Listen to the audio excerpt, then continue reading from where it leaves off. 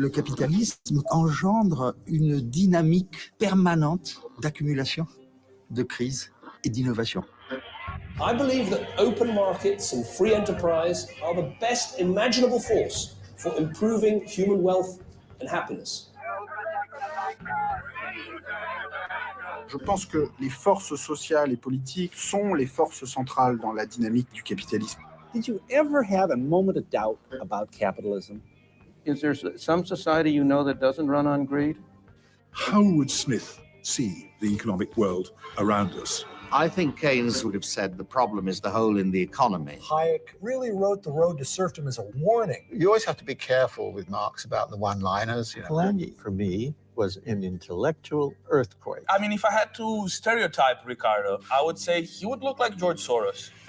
Si vous retournez chez Adam Smith, Marx, Schumpeter, vous avez des embryons de mécanismes vous permettant de comprendre la crise actuelle. We were told that capitalism is the product of big thinkers and big ideas. But is it true? How did ideas shape our lives? What is their relation to reality? Can they help us understand today's economic crisis, let alone the future of capitalism?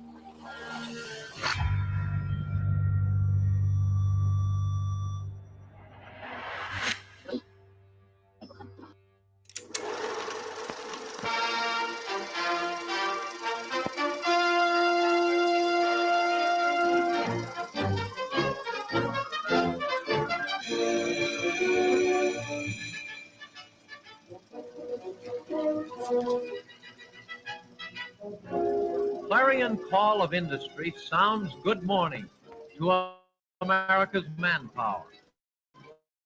In thousands of homes, vigorous workmen rise to meet a new day and a new opportunity.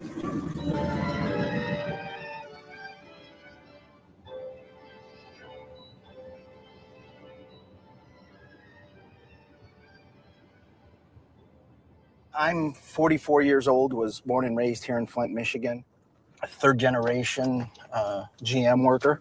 I'm an electrician and been president of UAW Local 651 for 6 years. I'm married with 4 children.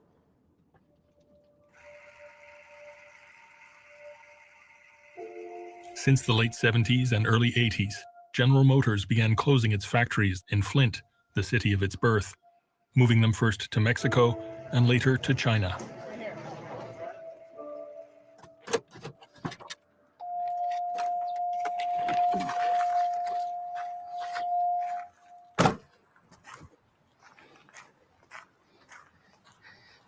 This is the Dort Highway complex. The other side where 10,000 people were working. It's the first time I've been on here since they tore everything down.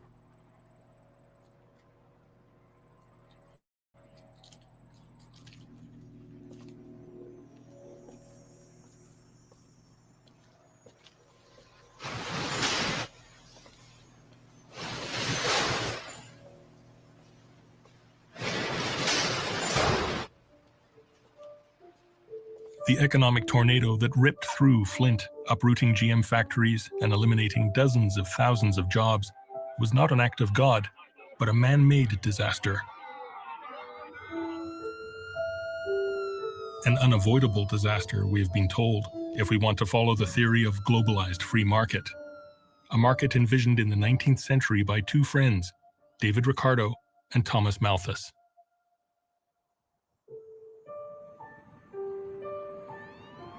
This is the story of how contemporary economic and political interests helped to forge a globalized market in the name of 19th century ideas.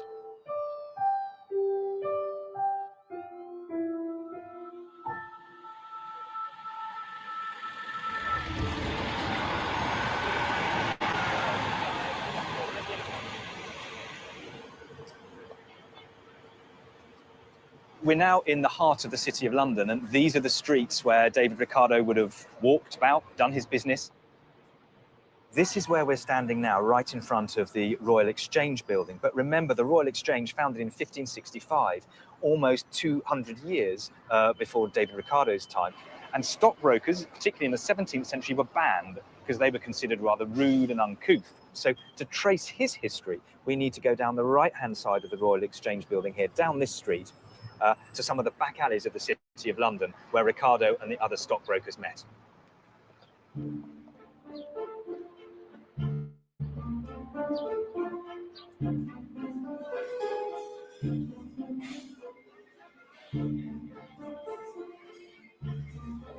Ricardo was born in England, studied in England. His real education is from he's 14 years old. He starts working with his father in the stock exchange. The stock exchange at this point is a relatively loose, set of people that meet in coffee shops and in Change Alley. So it's close to the Bank of England.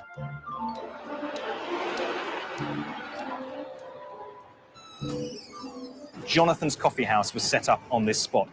And at some point in that last quarter of the 1700s, someone carved the name Stock Exchange over the doorway to New Jonathan's Coffee House. And so the London Stock Exchange, I guess, was really born at that point.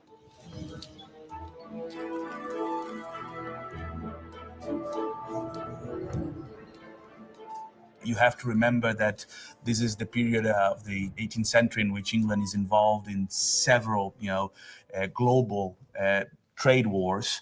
It's the mercantile center of the world. Although it's primitive from many respects, this is the most modern stock exchange in the world. Ricardo, does very well. We know that from early age, 15, 16, he's already trading on the side on his own account. By the time he's 20, he's already a wealthy man.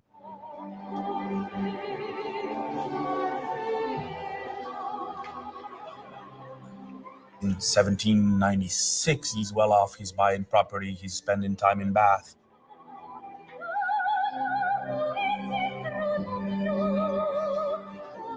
In one of those stays in Bath, in a very fancy hotel, reads for the first time The Wealth of Nations of Adam Smith.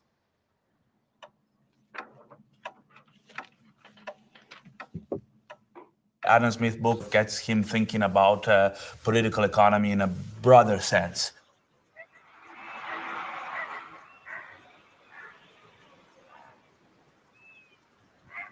The produce of the earth, all that is derived from its surface by the united application of labor, machinery, and capital, is divided among three classes of the community, namely the proprietor of the land, the owner of the stock or capital necessary for its cultivation, and the laborers by whose industry it is cultivated. David Ricardo, The Principles of Political Economy and Taxation. Au début du 19e siècle, beaucoup d'observateurs, comme Ricardo, commencent à s'inquiéter des conséquences à long terme de l'exode rural, la croissance démographique, l'industrialisation sur la structure de la société, sur la répartition des richesses dans la société à long terme. Chez Ricardo, ça prend la forme suivante, c'est vraiment l'idée que le prix de la terre agricole, à long terme, pourrait absorber une part de plus en plus forte de toutes les richesses. Donc c'est vraiment l'idée que les propriétaires fonciers, si on ne fait rien, vont finir infiniment riches. Pourquoi? Alors dans l'esprit de Ricardo, c'est vraiment lié au fait que la terre va devenir infiniment rare à long terme. Indeed, a pessimistic vision of a stagnant economy. Land that is overpriced, unable to feed a rapidly growing population, and unproductive landlords who only collect rent. The source of this anxiety was this man, Thomas Malthus, a friend of Ricardo's whose essay on population growth deeply influenced English intellectuals at the time. Malthus is born in 1766. Most of his education's at home. He goes to a Unitarian type school setting before he goes off to college for a little bit of time. Then he goes to Cambridge. 1798 is the famous date. This is when he publishes his first essay. Doesn't put his name on it. Okay? His first essay is called an essay on population. In his essay, Malthus theorized in the 19th century how human population growth outpaces its capacity to produce food. So he says, what holds human numbers in check? He says, misery and vice.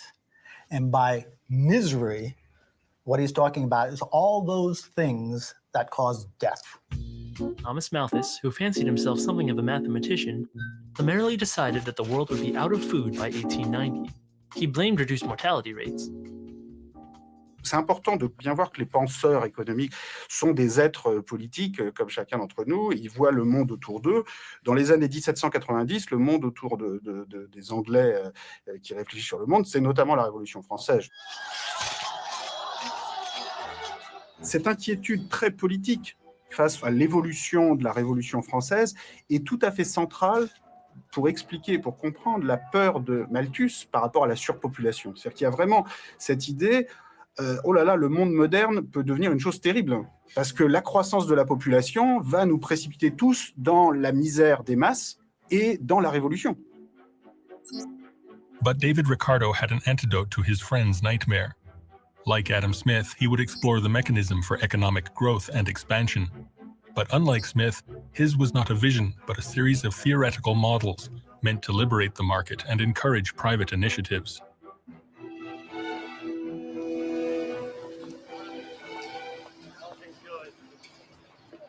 Today, in the 21st century, it is the World Trade Organization that has adapted David Ricardo's ideas.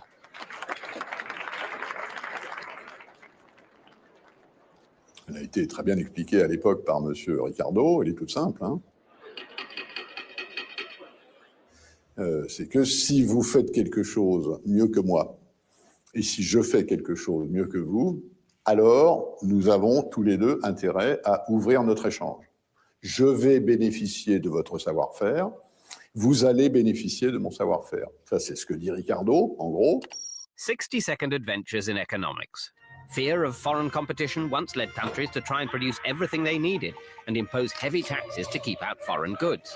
However, economist David Ricardo showed that international trade could actually make everyone better off, bringing in one of the first great economic models. Ricardo even gave the theory a name, comparative advantage. The theory was born out of a violent debate at the time over a high tariff on the importation of wheat, then called corn, thus keeping the price of bread high. It was Ricardo's way to fight the power of local landlords, encourage competition, and lower the price of bread. Ricardo noticed the following. He says, look, imagine that England and Portugal, each one produces two goods. So he says cloth and wine. You see, you're producing two things. I'm producing two things. I'm better at producing this thing here, cloth. And you're better at producing wine. So why should I be producing cloth and wine when I can specialize, get my comparative advantage, my particular advantage at producing cloth, and produce more cloth? So I'll be producing more than if I specialize in both things. And then you that are better off at producing wine, you specialize in producing wine and you'll be better off. By specializing, they can then export these surpluses to each other and both end up better off. This is the principle of comparative advantage. Il y avait des hypothèses extrêmement particulières. Il y avait plein emploi, tous les pays avaient accès à la même technologie. Donc il y avait, comme les magiciens, si vous voulez, il y avait un truc. On a oublié le truc et on a vendu comme universelle la loi que tous les pays ont intérêt à utiliser. Et alors, à une époque où il y a quelques cyniques, on a utilisé de façon rhétorique ce résultat théorique pour forcer les marchés.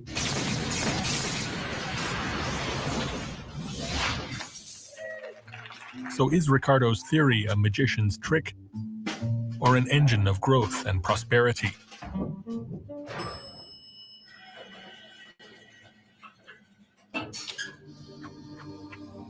Foreign trade is highly beneficial to a country, as it increases the amount and variety of the objects on which revenue may be expended, and affords, by the abundance and cheapness of commodities, incentives to saving and to the accumulation of capital. David Ricardo, The Principles of Political Economy and Taxation. M. Ricardo avait imaginé son système, mais dans un monde dans lequel la distance était encore un facteur de viscosité de l'échange international. On était loin, les transports étaient coûteux.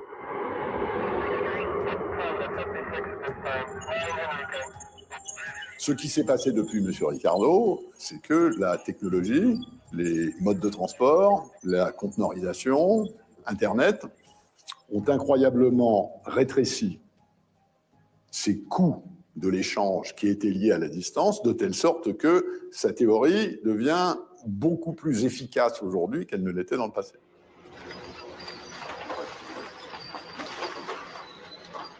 Our investigation into the theory and its adaptation in the 21st century begins in Flint.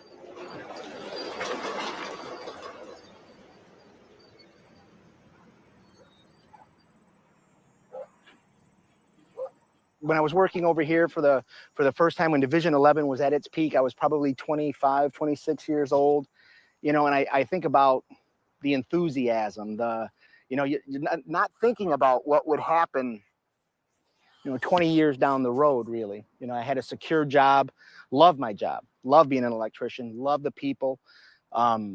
At that point, I was starting to get involved more and more with the union, so talking with them more and more and having more discussions with management and standing up for their rights. So I was really coming into it as things were starting to decline. But to see weeds grow where we used to build things that were in every General Motors vehicle it's just terrible. Wow.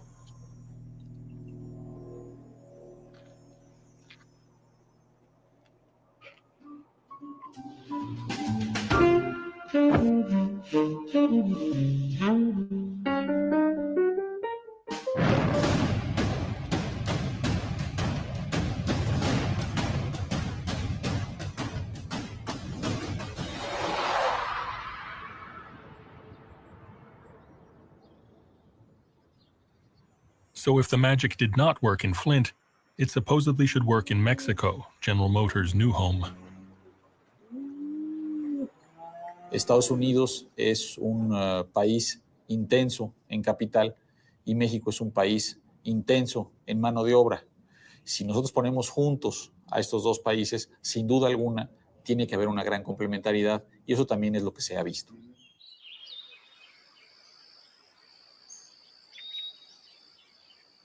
But the magic does not work everywhere. In the Mexican countryside, free trade is not seen as a promise, but as a threat, with the opening of the country to cheaper U.S. corn.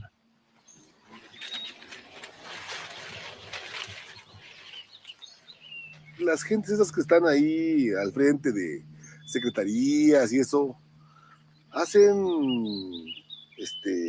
políticas agrícolas o agroalimentarias, agropecuarias. No, a nosotros, por ejemplo, no nos espanta el Tratado de Libre Comercio, pero yo siento que nosotros, bueno, como agricultor y como campesino que somos, estamos en desigualdad de circunstancias. Por ejemplo, los productores gringos tienen muchos apoyos, muchos subsidios. Nosotros nos dan el procampo de 1,100, 1,200 pesos por hectárea.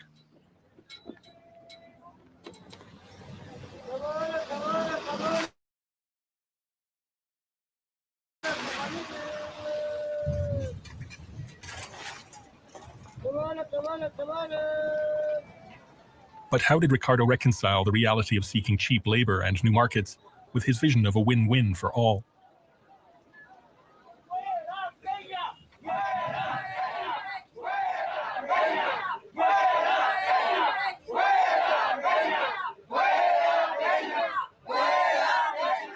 There are two important clauses that are made explicit in his book. One, everybody that loses a job in the production of cloth in Portugal has to get a job in the production of wine in Portugal, and vice versa in England. So everybody that was producing wine has to get a job producing cloth. So there is an intrinsic assumption that people can find jobs.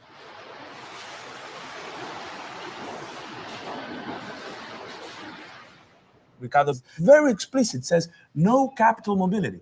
So you have to assume that the capitalist that is deciding to produce the cloth because you're good here, because you have the technology, doesn't have the following idea. Wait a second. They don't produce anything. They have very low wages. They're willing to work for peanuts. What if I take my technology here and move it to the other country and produce from there and just sell here?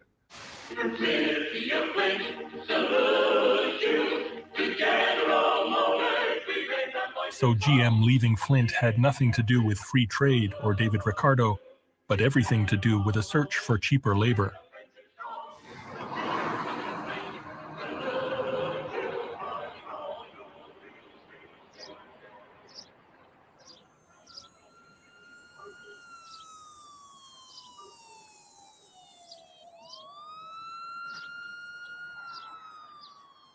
The notion of free trade is all about this favoring certain particular groups. Those are fundamentally big corporations that have become, I should say, financial conglomerates. So they can switch very fast from one area to another area and whatnot. So from that point of view, it's a certain model of society, which, you know, it's sold to the public, not just with the rhetoric of free and freedom and whatnot, but also with the rhetoric of scientific knowledge.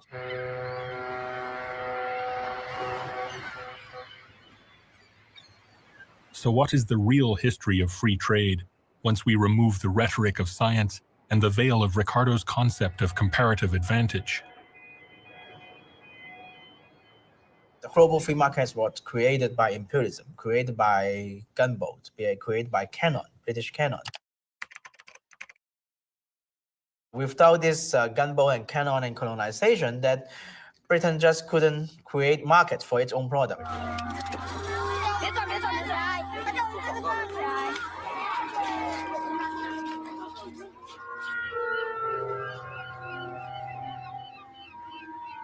No gunboats today, but ships loaded with goods produced in southern China on their way to the world's markets. Testimony to China's growing economic strength. But these kids are not here to see the ships, but the museum that stands nearby, commemorating the naval battle that took place here only 15 years after David Ricardo's death. Free trade by the power of a gun.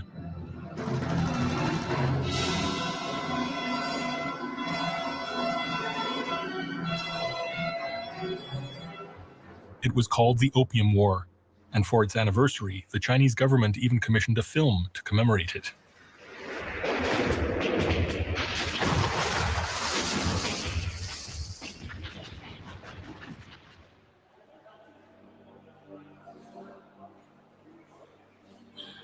In the late 18th century, the British tried to sell cotton textile and wool textile first, and both failed.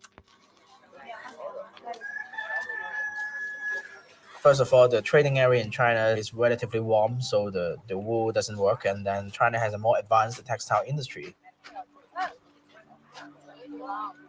The only way England could balance, trade with the Chinese was fundamentally through guns and the boats and selling them opium.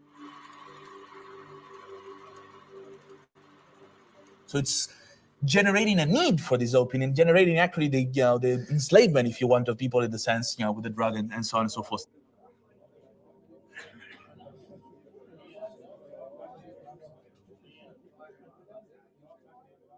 So that's the history of how free trade develops.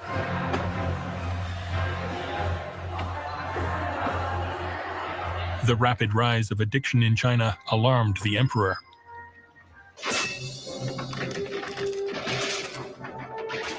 He ordered his commissioner Lin Zetsu to ban opium sale, destroy the existing opium, and arrest the merchants. The ball was now in Queen Victoria's court. If I were in Lin Zetsu's position, I would also burn all the opium. But now it's not the opium issue, nor the issue of the lives and properties of a few merchants.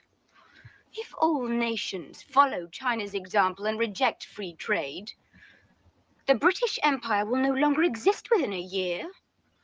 This is the reason for us to use force. The British Navy went to war, defeating the technologically inferior Chinese army.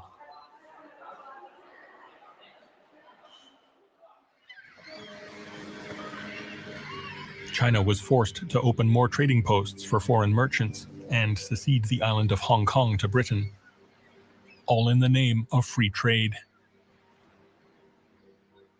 The situation of the creation of a global free market through imperialism, through guns, through cannons, is very similar to the globalization that we see in the last 20, 30 years. That now the standard story, of course, is that everybody is dying to get to the global free market, and then after that, everybody can exploit their comparative advantage and enjoy the free market and things like that. But if you look back to the actual history of the rise of the global free market in the last 20, 30 years, it is not so.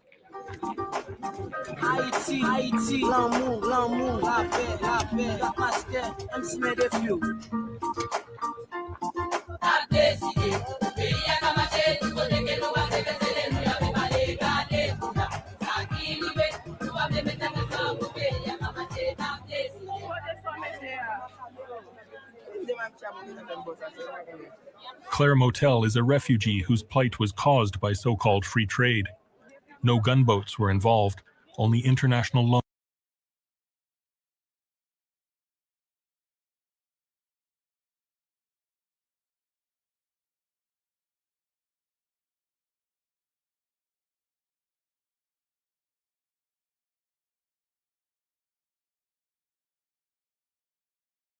Motel is a refugee whose plight was called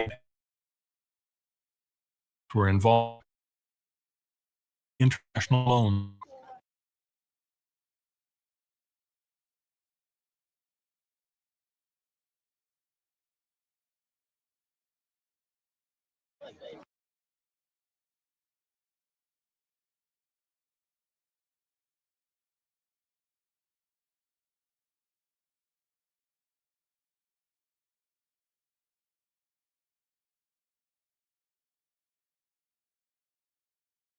La vie a tellement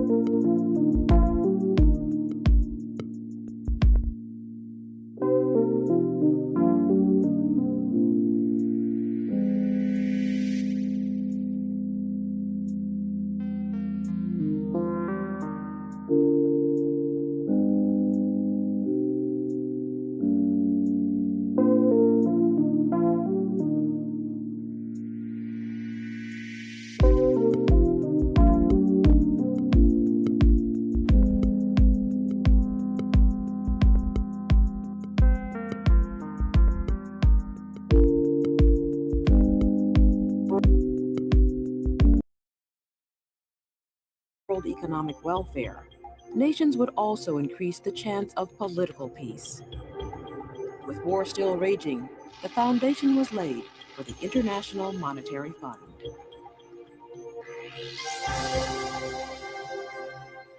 From the 1950s, and particularly during the 1960s, many countries became independent. Countries that we now call developing countries or emerging markets began to have stronger growth prospects. They tried to borrow in order to finance the investments they needed, and then they started to run into trouble. When countries face economic crises or want to prevent them, they can turn to the IMF for advice and loans to help put out their fire and restore stability. Any member of the IMF, be it rich, middle income, or poor, can ring the bell to ask for a loan. These loans come in various shapes and sizes. They're cheaper than other sources and are tailored to specific needs. They came in and said, all right, we'll give you bridge loans, we'll help you pay, restructure your debt, but there will be conditions. The conditions were essentially those of extreme free market ideology and opening the country to outright pillage by transnational corporations. Look, don't give me a hard luck story. I hear them every day, and quite frankly, they bore me. The facts are simple. In 1973, this bank gave you a loan, and you still haven't paid it back. If these countries get into trouble and can't make their payments to their external creditors, should you let them fall, which is what they did in the interwar period between World War I and World War II, and that was very bad, or do you bring in a more multilateral body based on a ideally rules-based system to manage the renegotiation of debts and to help put the country on a more sustainable path? Times are tough, and we're all having to clamp down. And don't look at me like that. This is a bank, not a charity.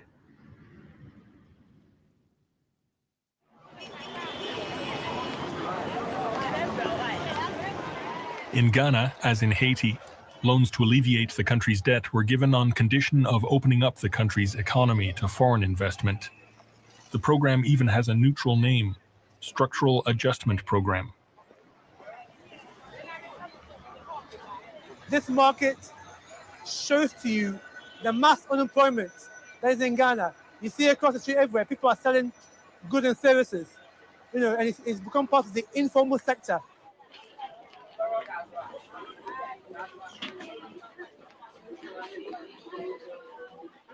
Part of Thailand, American rice, Vietnamese rice. This is rice that we are now importing. So this is what happens when you liberalize the economy. Cheap importation of goods, of these goods and services coming in at the expense of local manufacturing business.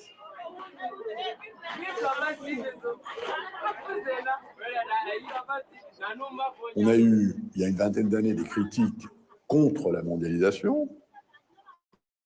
Leur argument principal était ce système n'est pas bon pour les pays en développement, parce que ouvrir la concurrence entre des pays pauvres et des pays riches, entre des pays faibles et des pays puissants, c'est le pot de terre contre le pot de fer. Le pot de terre sera toujours perdant. Ce mécanisme supposé vertueux chez les économistes où un pays possède un autre pays et investit son capital dans un autre pays, ça n'a pas du tout marché. Parce que, en fait, être possédé par un autre pays, ce n'est pas forcément un gage de développement humain, social et politique réussi.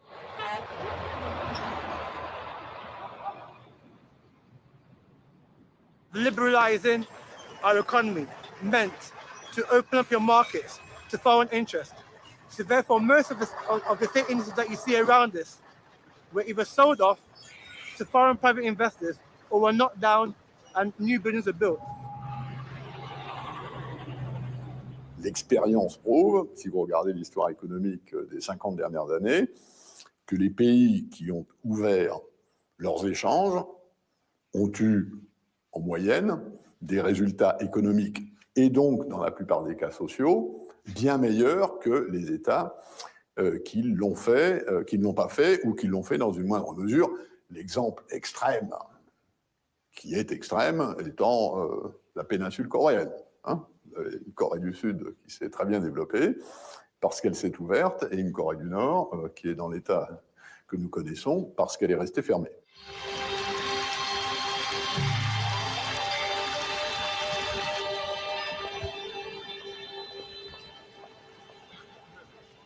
On le voit notamment, les pays asiatiques, d'abord le Japon, puis la Corée, Taïwan, aujourd'hui la Chine, qui rattrapent le niveau de production des pays occidentaux, c'est essentiellement par un rattrapage du niveau de productivité, de technologie.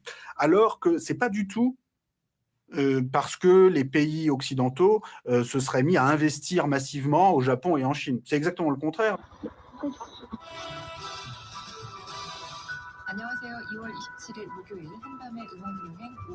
When you live through it, you don't realize it. But later, looking back, I lived through one of the most rapid socio-economic transformations in human history.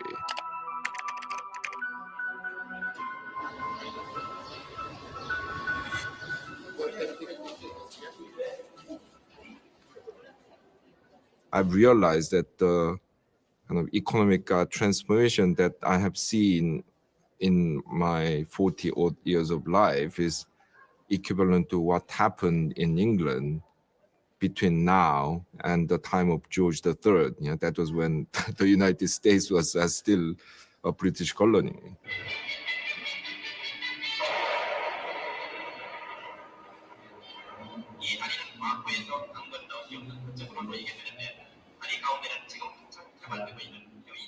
This transformation was achieved through what is known as infant industry protection.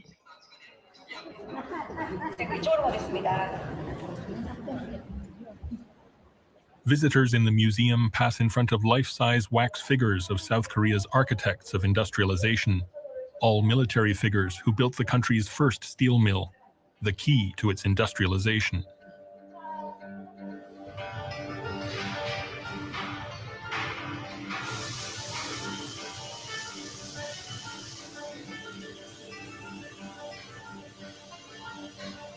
The project was rejected by the World Bank and international investors as overly ambitious and impossible for a poor country like Korea at the time. Yet Korea found alternative financing. The company was established as state-owned and was headed by an army general. Today, POSCO is the world's third largest steel mill. This is a direct affront to standard economic theory. I mean, this project went against almost every known doctrine in standard economics.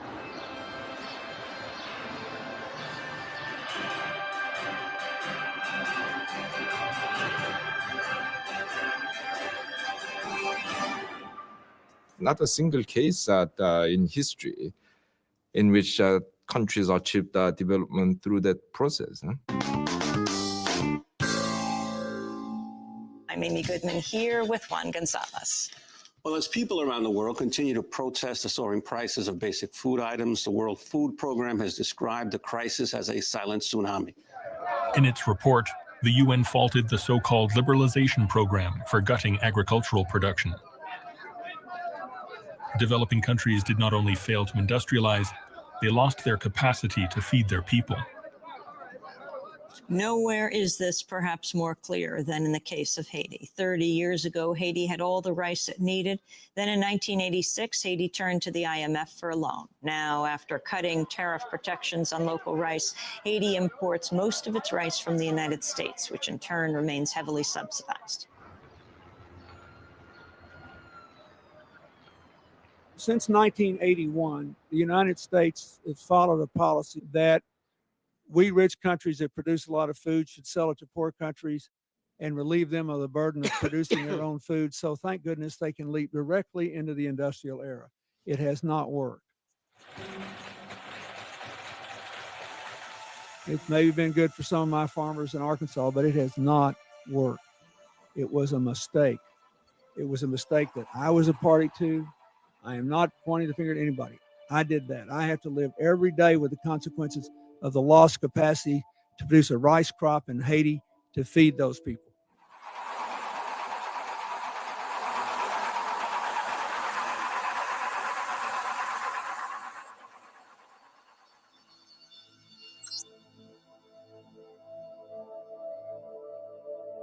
His theory has been used and abused over centuries. So why did David Ricardo come up with an economic assumption which can hardly, if ever, be fulfilled? In every economy for the last 1,000 years, you have had one set of economists representing the financial sector and one set representing the national interest of industry and agriculture. Ricardo was the spokesman for British bankers. Today we'd call him a bank lobbyist.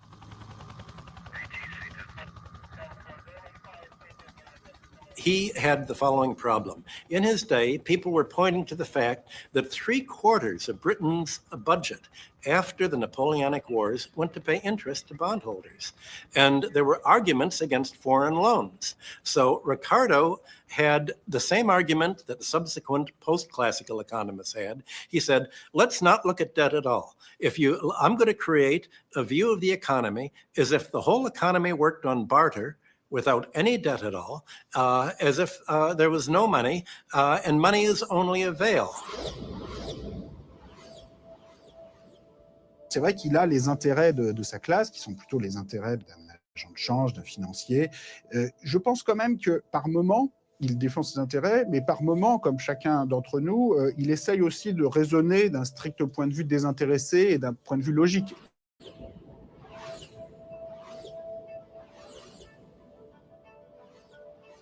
Je crois que Ricardo illustre la victoire des logiciens dans la théorie économique. Et en un sens, Ricardo est le fondateur de la mathématisation contemporaine. Je fournis des concepts qui permettent une habile mathématisation qui montre que l'équilibre va se prévaloir, même si dans la réalité il n'existe pas. Et donc, moi, je trouve qu'effectivement, il a un grand rôle en légitimant des hypothèses fausses afin de justifier un modèle. Donc, c'est lui l'un des grands fondateurs de cette idée. The impact of free trade in the 21st century might have been less dramatic had it not been for David Ricardo's fight to free labor. Until the early 19th century, workers could not move from places searching for work and selling their labor. David Ricardo was determined to change all that. For this fight, he was joined by his friend Thomas Robert Malthus.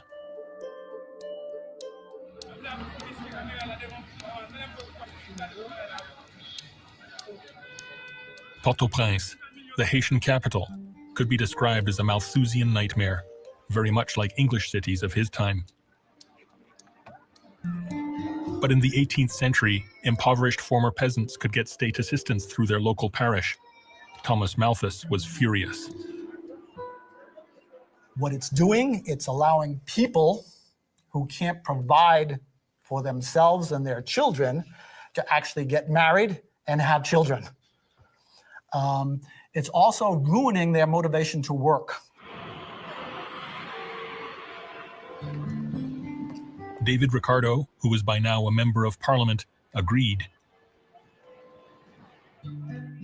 He demanded that wages, like all other contracts, should be left to the fair and free competition of the market and should never be controlled by the interference of the legislature. In other words, subsidies to the poor corrupt market laws.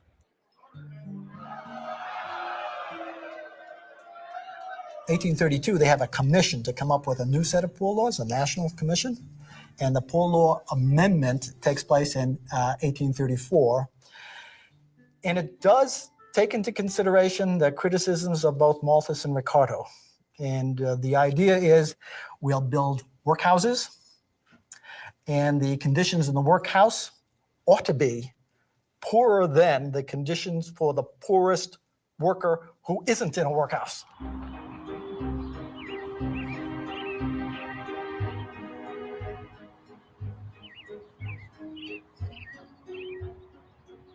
Paupers entering the workhouse really was the last resort for them. Previously, prior to the 1834 Poor Law Amendment Act, those in need would have had outdoor relief and they resided in their homes. Now they were compelled to come into the workhouse and work for their living. Stand still. Hearken to what I have to tell you. First off, you've all got an order of admittance, I trust, and any rabble you've brought with you will be taken away. Then you'll be stripped and washed. Once you're clean, you'll be given your workhouse uniform. It is not your property.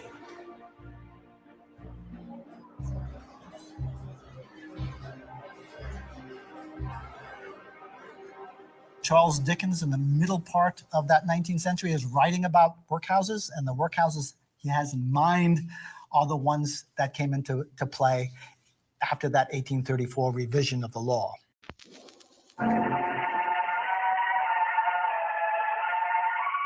Gentlemen, it is my considered opinion that our charity is being presumed upon. Hear, hear. It did have a big impact, and I think if you think in terms of labor, finally, British society becomes a true market society. Labor is freed up along now with land and capital. Workers need to find work. Their wage level is determined by market forces. They can move. There is no longer any easy subsidy. And you've got your true capitalist market society. And in some ways, both Malthus and Ricardo played a role. There's no need to imagine the impact of labor being freed up in 19th century English society. China today is as close as one can get. China over the last 30 or 40 years. If you think about it, 30 years ago, the vast majority of the population lived in rural places, basically a peasantry.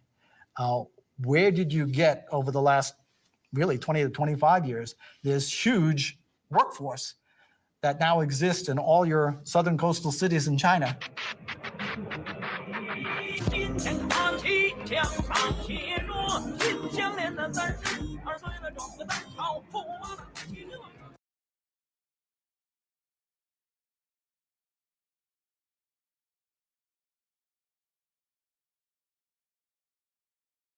If you have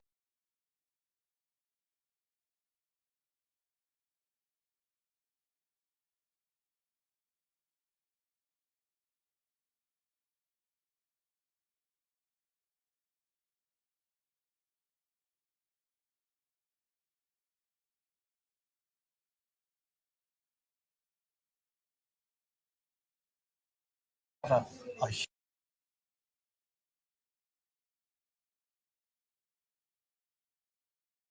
hugely rural population where the vast majority of people were agriculturalists, and you had communal ownership of land, and then you made land private property, even if you initially divided up the land and gave everyone a piece of land, quite soon you would have some people losing their land and other people gaining more land. So you'd quickly have large landowners and small landowners, and then you would have quickly a large landless population.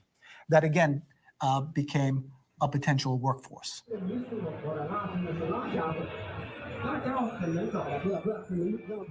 A workforce that, thanks to David Ricardo and Thomas Malthus, has been freed to move in search of jobs, selling their labor in a globalized marketplace.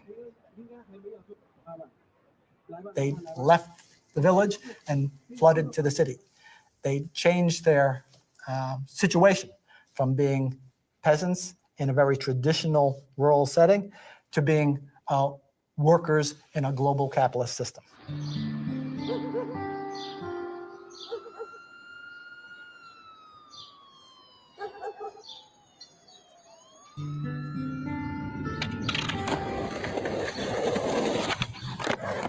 A global labor force allowed GM to open factories in China and Mexico, leaving workers in Flint who could not compete with nowhere to go.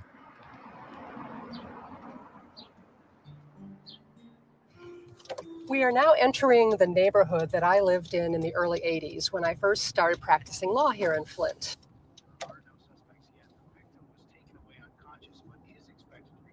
This neighborhood has houses that were built by General Motors when it was bringing up workers to the area for their factories. There's nobody to buy these houses, and there's no money to tear them down. And so bit by bit, the neighborhoods become emptier and sadder. Flint is a Ricardian nightmare. First, General Motors left town in search of cheap labor, twisting Ricardo's concept of free trade. Secondly, in a modern adaptation of his and Thomas Malthus' debate about the poor laws, the state of Michigan has begun eliminating some of the subsidies given to the poor. On Wednesday, the Republican-controlled Senate passed a House bill that puts a 48-month cap on state welfare benefits. Democratic Senator Gretchen Whitmer says another tool for the disadvantaged has been taken away. We've got too many kids in poverty as it is, and that's not how you move a state forward. For the last 6 months, our organization has been challenging a policy of the Michigan Department of Human Services that has cut over 30,000 families or 30,000 people off of public assistance. They basically decided that we're not going to focus on who do we help and what does it take to get them out of poverty, but instead, how much money are we going to save and who can we go after to make it impossible for them to get help? Without the help of the state, my kids would be going hungry. And I ain't gonna allow that. So we have these notions that came out in the context of that Malthusian Ricardo discussion of poor laws that has really not ended. And it has to do to some extent with how much power should labor have. And to the extent that your safety net is high, to the extent that you have minimum wages that actually provide living wages, you're empowering labor, aren't you? And that's often viewed as being problematic in the context of larger global capitalism. David Ricardo died on September 11th, 1822. He was only 52 years old. Only a few visit his grave in rural England. Only few of the general public even know who he is. Yet in his name, an entire globe has been transformed, creating unimaginable wealth, but also huge destruction. Ricardo fait le coup de force suivant. Il va isoler l'économie des autres sciences sociales et permettre un raisonnement d'économie pure. Et c'est ça qui le rend si essentiel dans l'histoire de la pensée. Alors que Adam Smith ouvrait complètement sur une articulation avec le droit, le rôle du prince, le rôle des processus de socialisation, alors que Ricardo va spécialiser l'économie expliquée par l'économie. Et c'est vrai qu'à mon avis, c'est là une grande bifurcation, si vous voulez, qui est intervenue dans l'histoire des doctrines économiques.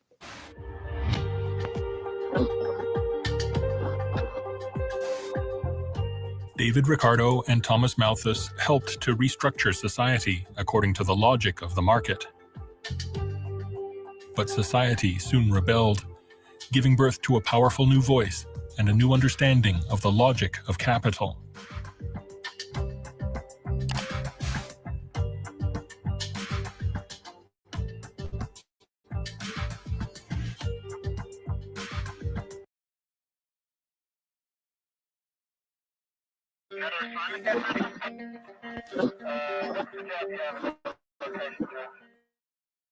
Le capitalisme engendre une dynamique.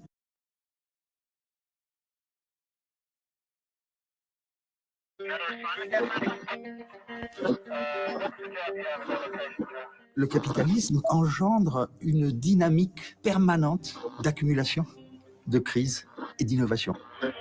I believe that open markets and free enterprise are the best imaginable force for improving human wealth and happiness.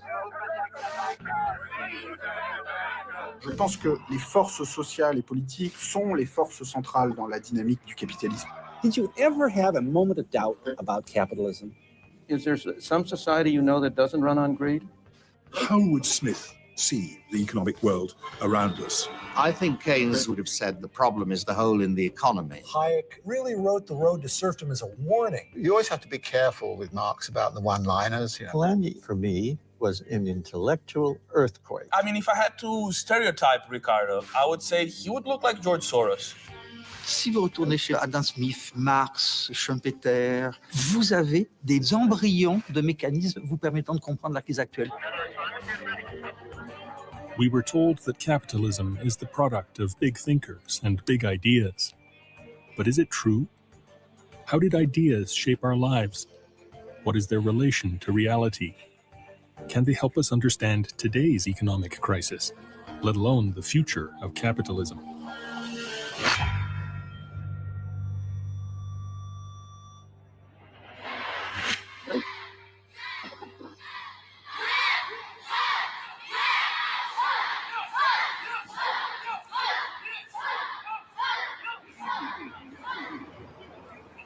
Dawn in Nanjing, China's last surviving communist commune. On the surface, a time warp, complete with revolutionary posters and radio news piped into the main square. But the community claims it rediscovered Marx's values as a defense against China's roaring capitalism.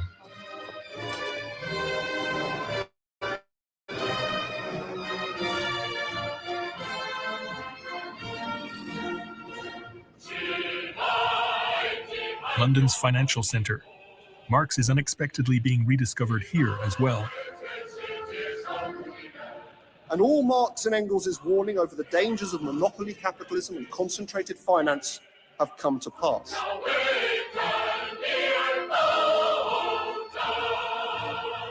And we thought he was gone forever. With the collapse of the Soviet Union and the fall of communism, that system of government was consigned to the dustbin of history, and Marx was thrown out along with it. So is it possible that we misread Marx? Is it possible that his insight into 19th century capitalism has more relevance now than in past decades?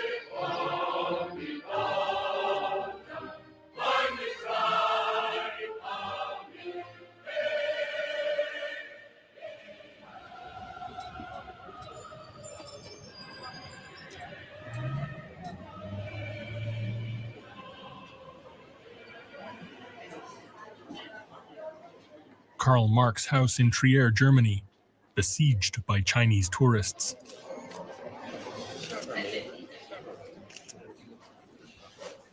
Karl Marx was born in 1818 in the Rhineland, which is the westernmost province of Prussia. It was an interesting part of the Greater Germany because it had been occupied by Napoleon. And so it had been initiated in the ideas of the French Enlightenment. And that was the milieu in which he was raised. I can feel no regret, wrote a young woman to her loved one. I shut my eyes very tightly. Once again, I lay close to your heart, drunk with love and joy. A romantic love letter like so many others. The innocence of the early 19th century in a provincial German town. The only difference is that the man the letter was addressed to was Karl Marx.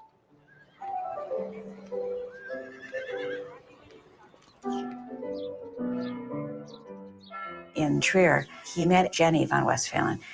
She was quite a catch for Marx because he was the son of a Jewish lawyer and was by such a social outcast. She was the daughter of a Prussian baron.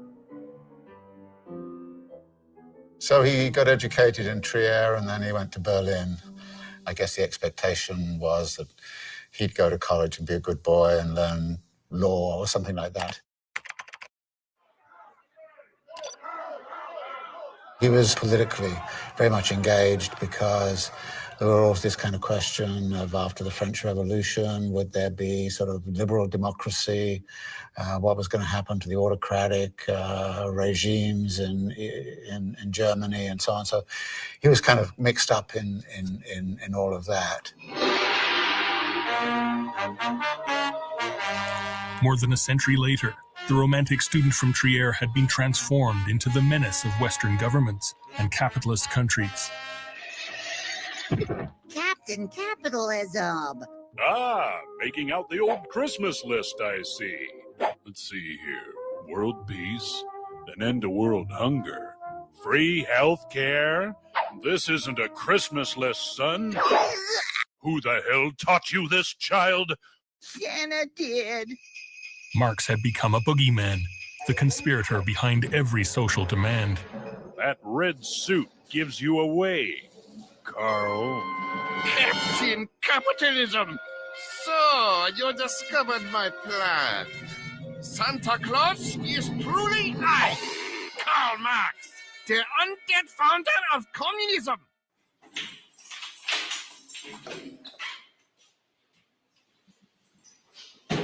The reason for this radical transformation from a promising young student into a dangerous revolutionary can be found in the basement of the Trier Museum, kept in a safe.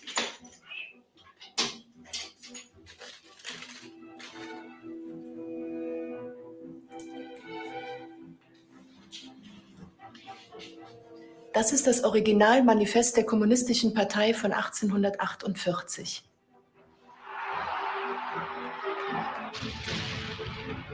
In that year, Europe erupted in popular revolts. It was the moment Marx had been waiting for after years of agitating for radical political reforms.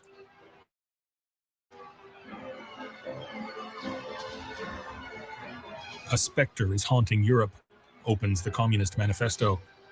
The specter of communism. All the powers of Europe have entered into holy alliance to exorcise this specter. Unfortunately for Marx, he was always late in all of his writing, and he didn't publish the Communist Manifesto until after the 1848 revolts had begun. So he couldn't take credit for those. But in fact, the Communist Manifesto was sort of lost in the revolution and was only rediscovered later. The story behind the Communist Manifesto did not begin in the 1848 revolution, but in Paris 5 years earlier, when Marx met Friedrich Engels, the revolutionary son of a wealthy industrialist. They met at a Paris cafe that was known worldwide as being a place where chess masters matched wits. Marx and Engels spent 10 days and 10 nights talking, and at the end of that time, they came out feeling that they were completely in agreement in all things. And the beautiful relationship was born.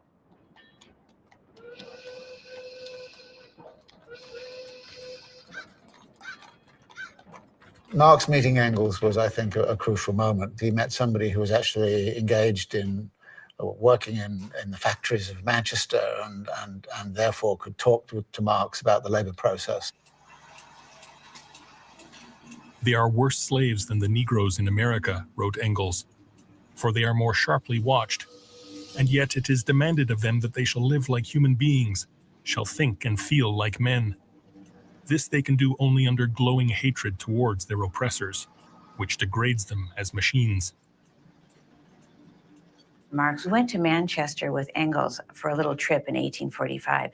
He saw the people who were living in the most degraded conditions, who were building this industrial future by working in the factories.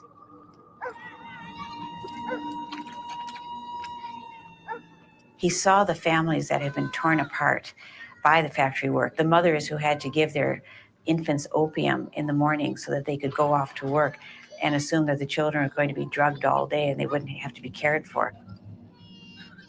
For a man like Marx, a social and political theorist and an economic theorist, to go there would be to walk right in the laboratory of humanity, of industrial humanity.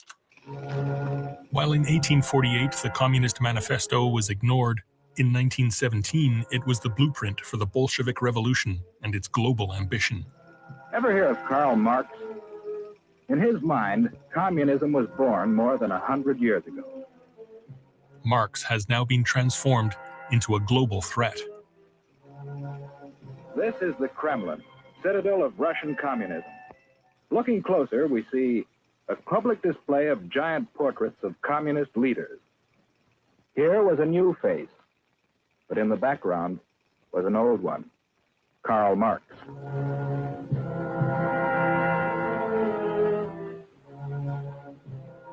The Marx that people in the 20th century and the 21st century ran away from was Marx of the Communist Manifesto. That's the person that I think capitalist governments and democracies and Western governments held up as the person who was responsible for communism and its atrocities in the 20th century.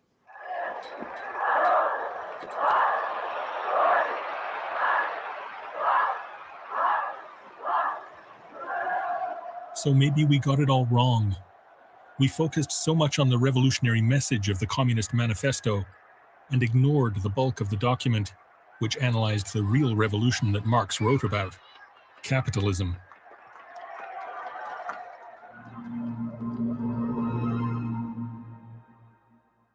Ladies and gentlemen, Karl Marx and Friedrich Engels were the first to chart the uncompromising, unrelenting, compulsively iconoclastic nature of capitalism. It has pitilessly torn asunder the motley feudal ties that bound man to his natural superiors, and has left remaining no other nexus between man and man than naked self-interests, than callous cash payments.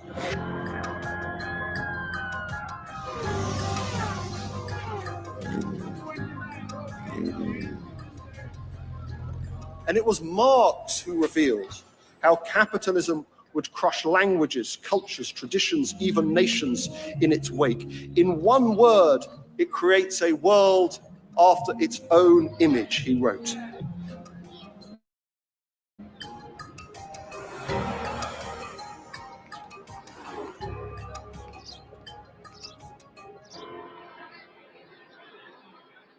I would like to suggest to you that Marx has rarely seemed more relevant. Marx's stock resurges on a 150-year tip was how the New York Times marked the 150th anniversary of the publication of the Communist Manifesto. A text which more than any other, as they put it, recognized the unstoppable wealth-creating power of capitalism, predicted it would conquer the world, and warned that this inevitable globalization of national economies and cultures would have divisive and painful consequences.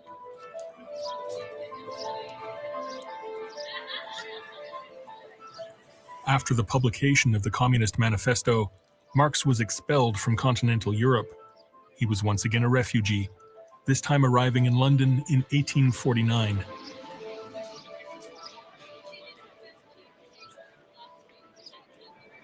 Imagine Dean Street in 1850, the year Karl Marx and his family moved into this Soho neighborhood.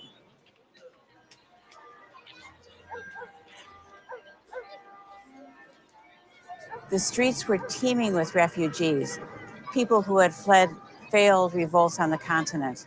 They arrived in this country, some with only the clothes on their backs, many not even speaking the language. Marx and his family were among the lucky, but all they had, 3 adults and 3 children, were 2 rooms and an attic.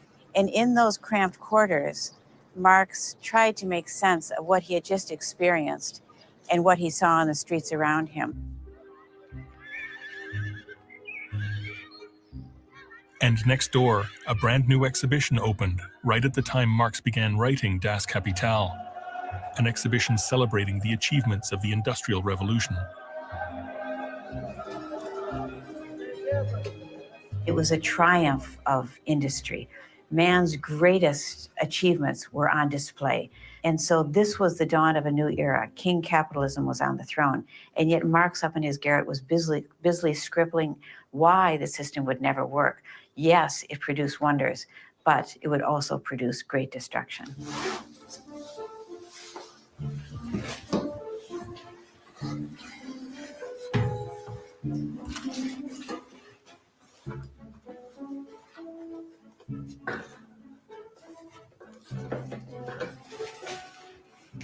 Das ist das Original, das Kapital von Karl Marx von 1867.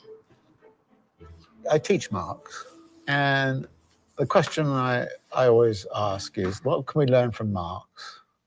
And what do we have to do for ourselves? And I think that's a very important question to ask, because very frequently in the past, people have read their Marx and then sort of, I don't know, plugged reality into it and then said, here's the answer. I don't think you can do that. I think there's only a limited set of things we can learn from Marx. Paradoxically, we can't really learn that much about socialism or communism or the future from Marx. We can learn a great deal about how capital works.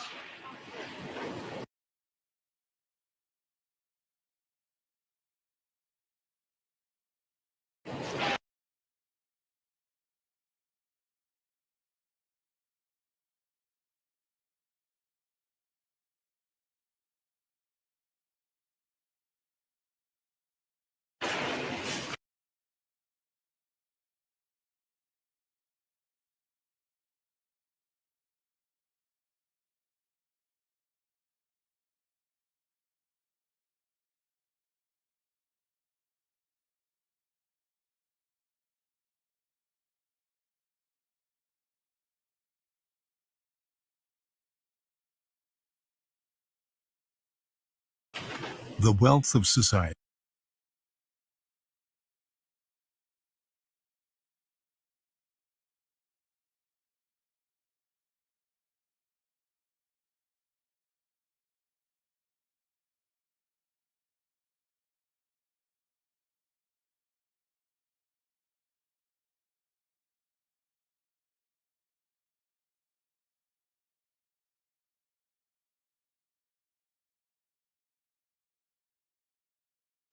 In which capital modes of production prevail.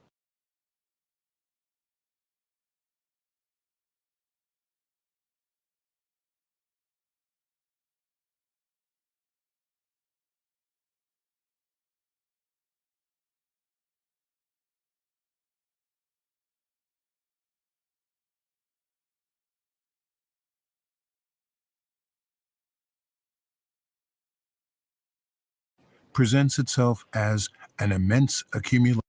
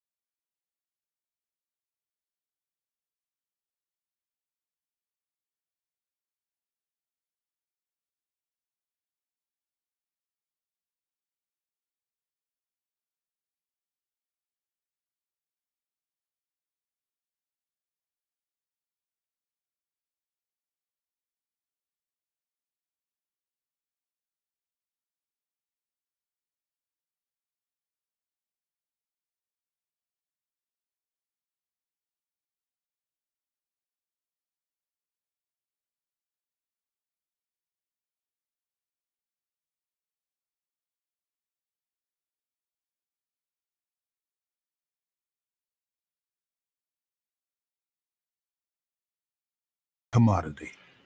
Karl Marx, Das Kapital, Volume 1.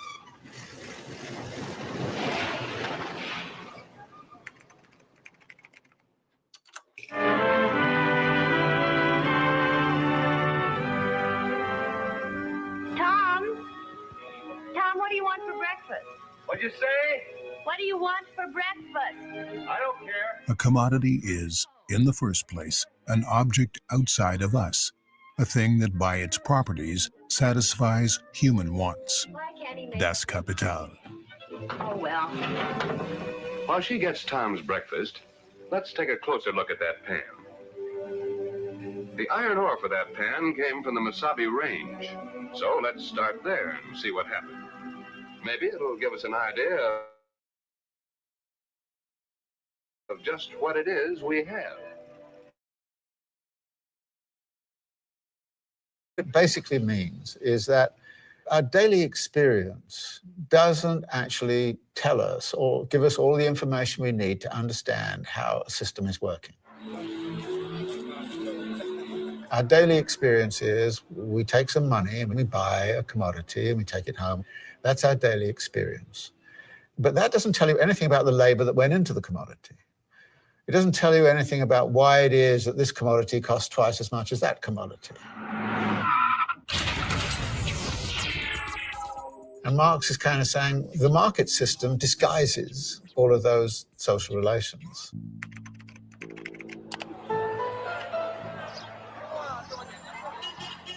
There are many different commodities with different use values, but they have only one common property left, that of labor itself. Das Kapital. The Industrial Revolution, which we conventionally date from around 1780, was founded upon the creation of the factory system with large-scale machinery and, of course, a labor process that was very different from that which artisans in making their, cabinets or so on engaged in.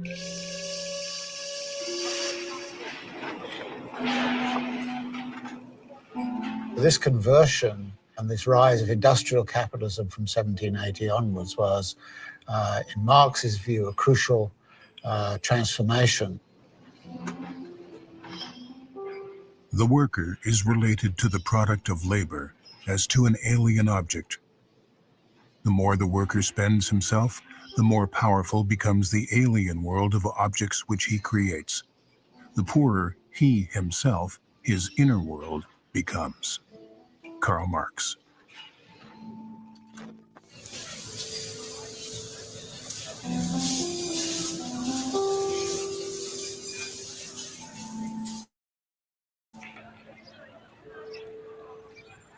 This iPad worker, who asked for his identity to be hidden, has been given a camera to film his life outside the factory.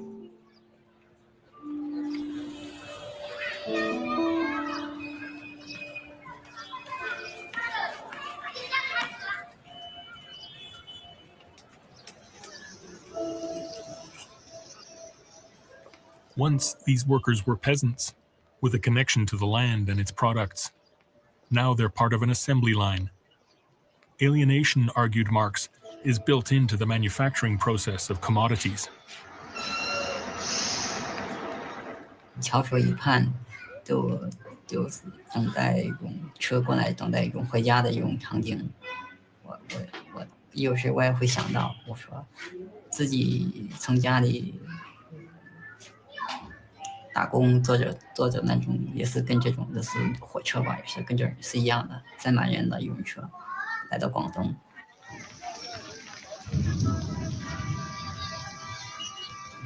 也就是说是车把你载到那个地方，你就是。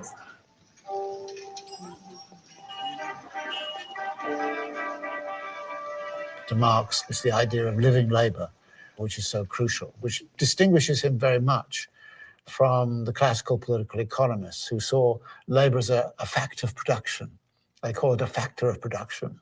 It's a thing which gets put into production and then produces something. For Marx, it's not. It's a process.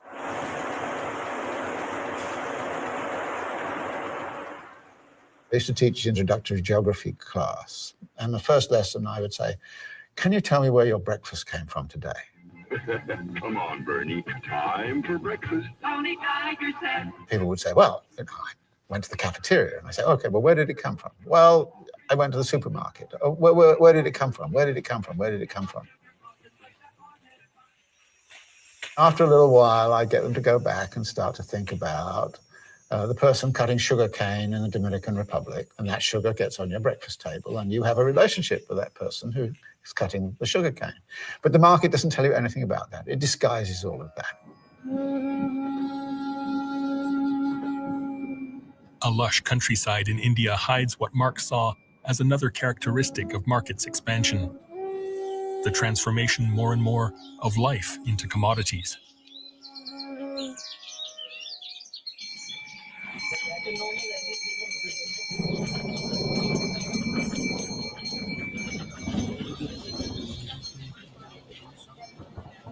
This group of cotton growers banded together to fight the invasion of their fields by genetically modified seeds. Seed in India has been recognized as the source of life. And the very word bija is life. Every ritual is about keeping seed forever.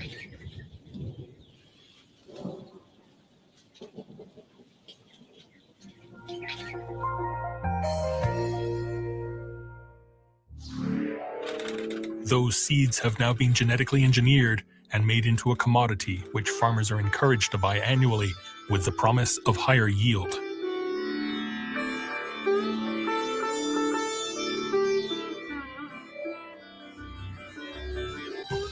Biotechnology, answering the world's call for a better future. Today.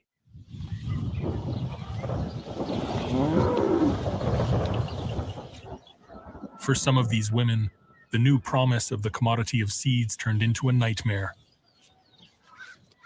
Genetically engineered seeds, which needed to be purchased every year, pushed their husbands into debt. So they always borrow. They get the seed on credit. Now, the creditors take collateral in terms of the land mortgage. So 2 years later, when a farmer cannot pay back, the new money lender, who is the agent of the seed and chemical companies, comes and says your land is today mine. वावर पीके नहीं और मतलब बच्चे को भी तबीयत बराबर नहीं रहती थी उसका भी वो कर्जा बहुत हो गया था खेत पर खेत बिकता नहीं था उसने औषधि ले लिया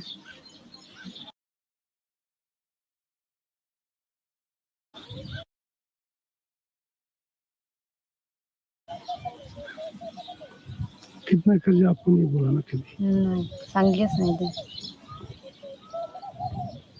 They don't tell their wives the seed has got us into debt. So when they get into debt, they're ashamed. When they know they're losing their land, they're shocked because the bond with the land is still vital for a peasant culture. That's the day a farmer will drink pesticide to end their lives.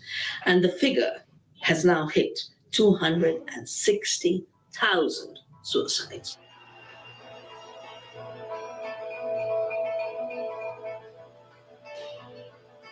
It is the greed of capital accumulation that has turned seed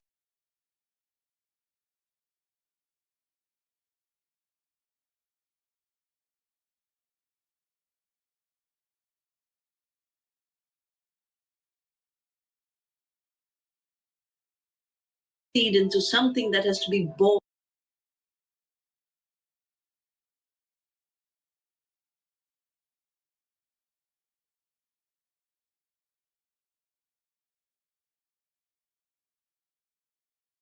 Every year, that has been turned into a commodity, a consumer product, and the combination of new sources of profit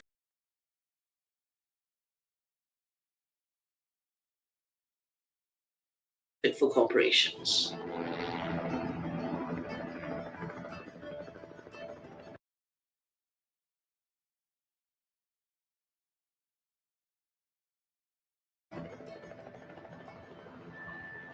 I think that the idea of life as a commodity, really, it's interesting because is a cow a commodity or a pig?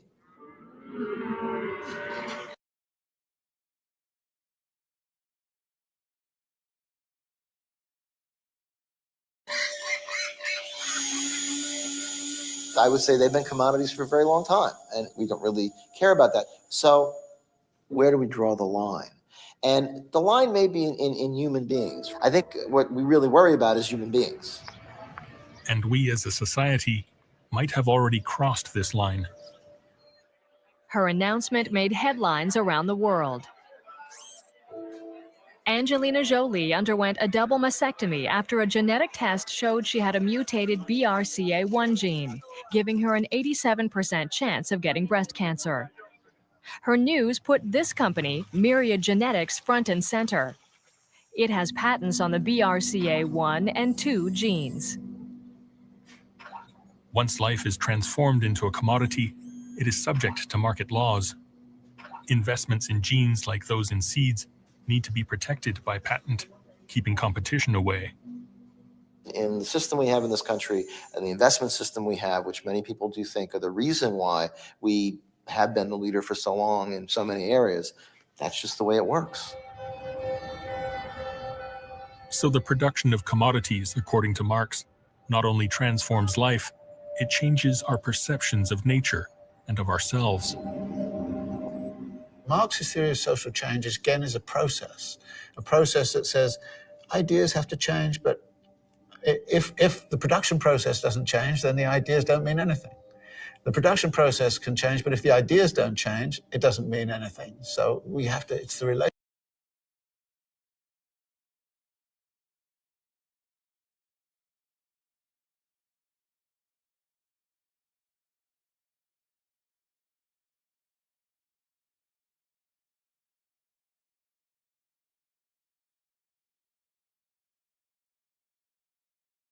between the production process and the ideas and the social relations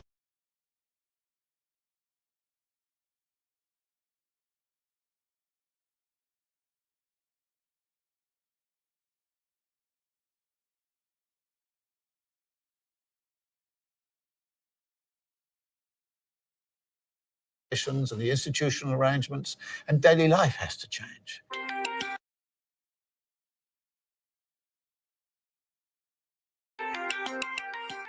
The World Congress on Industrial Biotechnology and Bioprocessing, the world's largest industrial biotechnology event. The fetish of commodities, according to Marx, masks their role in impacting social change. Barely 60 years ago, scientific innovations were rarely patented and never industrialized in such a way. 1955, a year of anxiety and triumph.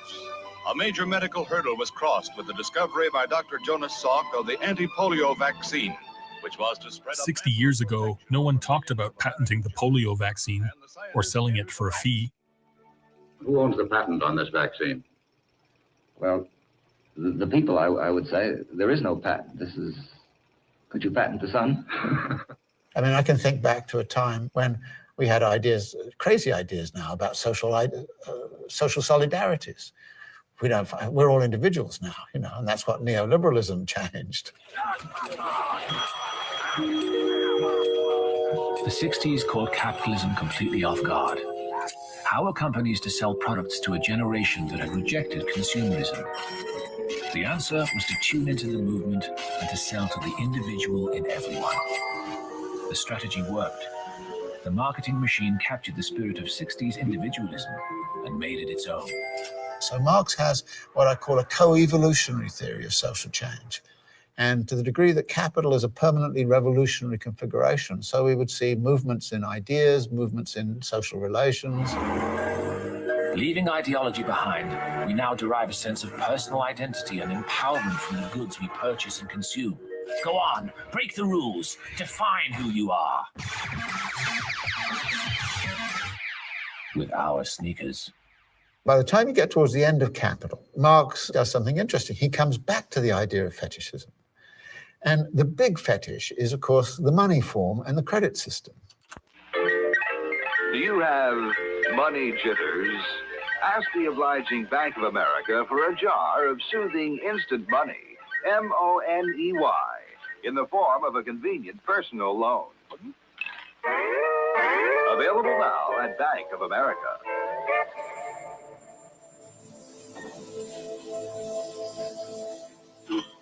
In order to expand tomorrow's demand and increase profits, today's production needs to be financed. That means the credit system has to come in here. And what you can derive from this immediately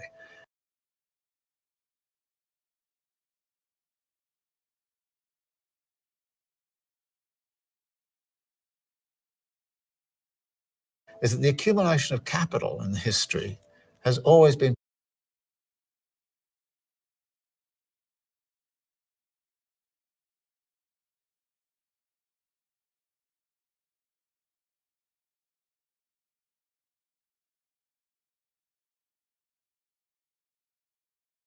paralleled by an accumulation of debt. You cannot have one